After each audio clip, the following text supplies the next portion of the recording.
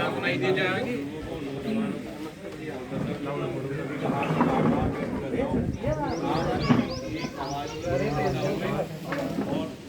सभी ने यहाँ पर आकर अपना आशीर्वाद लिया। साथ ही साथ मैं अपने बारे में बताना चाहूँगा। मैं आकाश यादव, ग्राम ईसापुर से। और जैसा कि मैं कह रहा हूँ कि गांव ईसापुर से कैथालय से भी उतना ही लगाव रहा है। स्वर्गीय राजपाल मास्टर जी का मैं होता हूँ। और जिस तरीके से मैंने बताया कि गांव ईसापुर से ही उतना लगाव रहा है जितना कैथालय से, क्योंकि ज़्यादा अपनी पूरी उन्होंने ड्यूटी नहीं करी, तो वो लगाव, वो अटैचमेंट आप सभी लोगों से रहा है। साथ ही साथ क्या नाम सुना,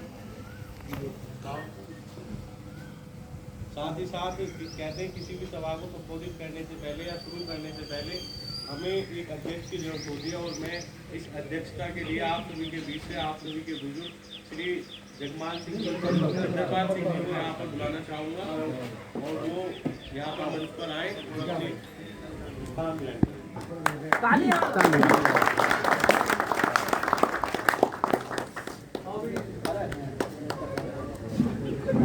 और मैं इनको सम्मानित करने के लिए रमेश यादव जी जोगरी से, यादव जी ग्राम कैथालय से,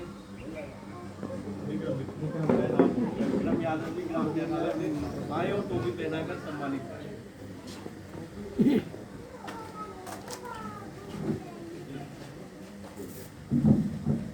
इसके लिए क्षमा चाहूँगा, थोड़ा नाम में कन्फ्यूजन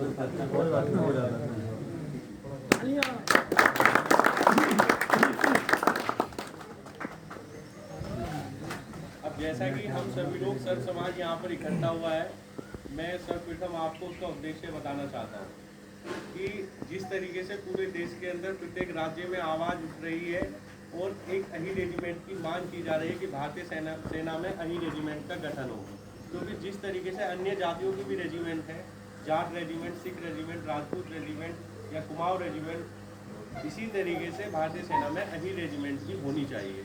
क्योंकि जिस तरीके का गौरवशाली इतिहास उन वीर सपूतों का रहा है जिन्होंने भारत माँ की रक्षा करते हुए एक बार भी ये नहीं सोचा कि मैं अपने परिवार में अकेला हूँ या मेरा भाई अकेला रह जाएगा या मेरी माता अकेली रह जाएगी, और हंसते हुए अपने प्राण त्याग दिए। उस वीर शहादत को सम्मान दिलाने के लिए भारतीय सेना में अही रेजिमेंट की गठन की मांग की जा रही है, जो पूरे भारतवर्ष में सबसे बड़े आंदोलन के रूप में उभर रही है। लेकिन इसके साथ साथ मैं बताना चाहता हूँ कि कहीं ना कहीं अभी हम उस लड़ाई में अपने आप को पीछे की तरफ धकेल रहे हैं। अगर मैं पश्चिम यूपी की बात करता हूँ, अपने क्षेत्र की बात करता हूँ, क्योंकि पूरे देश में ज़्यादातर हर राज्य में वो हर्षोल्लास देखने के लिए मिल रहा है, लेकिन कहीं ना कहीं हम अभी भी उस चीज़ में पीछे होते जा रहे हैं। या तो हमें लगता है कि ये काम हो नहीं पाएगा, या तो हमारी सोच ऐसी हो गई है कि पहले भी किसी ने प्रयास किया है कि ये काम हो नहीं पाया है, या फिर हम सोचते हैं क्या मेरे वहाँ आगे जाने से या मेरा शामिल होने से क्या एक आगे हो जाएगा। तो मैं आप सभी से गुजारिश करता हूँ कि हम सभी को इसमें बढ़ चढ़कर भाग लेना है और आगे आना है, क्योंकि समाज के हक व सम्मान की लड़ाई है। और इसमें केवल यादव ही इस चीज़ की मांग नहीं कर रहे, बल्कि पूरी 36 बिरादरियाँ इस चीज़ में सपोर्ट कर रही हैं। क्योंकि जब एक वीर जवान, जब एक आर्मी मैन भारतीय सेना में जब वो होता है और जब उसे शहादत मिलती है, तो वो कभी भी ये सोच के शहादत नहीं देता है या शहीद नहीं होता है कि मैं केवल यादव जाति से हूँ तो मैं यादवों के लिए यहाँ पर अपनी ड्यूटी कर रहा हूँ। वो पूरे भारतवर्ष के लिए, बल्कि जितने भी भारत में समय जातियाँ रहती हैं सभी की रक्षा करते हुए उनको प्राण देता है। और इतना गौरवशाली इतिहास इसके पीछे रहा है, जिस तरीके से 1962 का रेजांगला बोल रहा हो कि जिसमें 114 वीर अहीरों ने सामने स्वयं मौत दिखते हुए, क्योंकि उस तरीके की फैसिलिटीज नहीं थी, उस तरीके के हथियार नहीं थे, और सामने 5000 की संख्या और मात्र 120 लोग, लेकिन वो डटे रहे, टिके रहे और अपनी पोस्ट को छोड़ा भी नहीं, और लगभग 3000 चीनी सैनिकों को मौत के घाट उतार दिया। इस तरीके का गौरवशाली इतिहास वीर अहीरों का रहा है। कारगिल वॉर की बात करूं तो हम सभी के चहेते और हमारे क्षेत्र से ही आने वाले मात्र 19 वर्ष की आयु में परमवीर चक्र से सम्मानित श्री योगेंद्र यादव जी टाइगर हिल पर 17 गोलियां लगने के बाद भी तिरंगा लहराया। तो इस गौरवशाली इतिहास, ये हमारी गाथा रही है कि हम कभी भी दुश्मन से ना डरे हैं ना पीछे अपने पैर खींचे। लेकिन आज इस लड़ाई में कहीं ना कहीं हम अपने आप को पीछे खींचते जा रहे हैं। ये केवल बुजुर्गों की या नौजवानों की लड़ाई नहीं है, ये हमारे आने वाले भविष्य को और सुनहरा बनाने की लड़ाई है। कि जब एक रेजिमेंट होती है तो उसमें लगभग 27,000 जवान भर्ती किए जाते हैं। 16 साल की उम्र जब होती है तो बच्चा अपने अंदर पहला एक ख्वाब लेके आता है कि मैं अगर नौकरी करूंगा तो भारतीय सेना में नौकरी करूंगा। और मैं अगर अपने क्षेत्र की बात करता हूँ तो ग्राम कैथालय से हर बार जब भी कोई भर्ती होती है तो जरूर 2-4 हमारे नौजवान भाई सेलेक्ट होते हैं और अपना अच्छा प्रदर्शन करके भारतीय सेना हो चाहे अर्धसैनिक बल हो उसमें जाते भी हैं। तो उस सपने को और ताकतवर बनाने की लड़ाई है, उस सपने को साकार करने की लड़ाई है। क्या हम अपने आने वाले भविष्य के उस सपने को सच नहीं कर सकते? बताइए, मैं आप सभी से पूछना चाहता हूँ, क्या हम इतने कमजोर हैं कि हम सब लोग एक जगह इकट्ठे होकर अपनी ताकत नहीं दिखा सकते? कहने के लिए 36 गांव, और जब इकट्ठे होने की बात आती है तो 350 लोग, 300 लोग।